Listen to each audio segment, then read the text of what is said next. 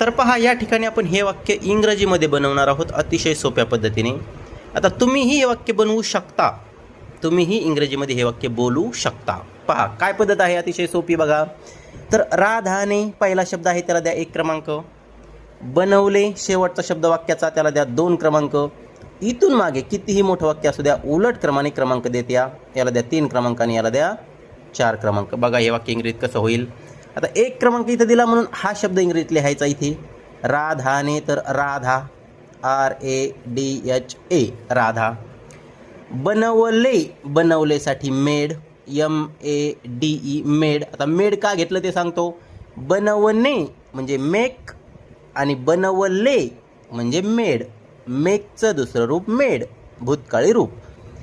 3 क्रमांक दिलेला आहे पोहे. पोहेसाठी इंग्रजीमध्ये लिहायचं आहे पोहा, POHA पोहा. पाहुण्यांसाठी, आता पाहुण्यांसाठी म्हणजे बघा फॉर द गेस्ट्स.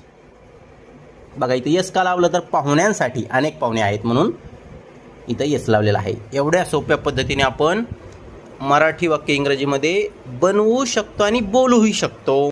आता पहा ही पद्धत कशी वाटली एक कमेंट करून नक्की सांगा. धन्यवाद.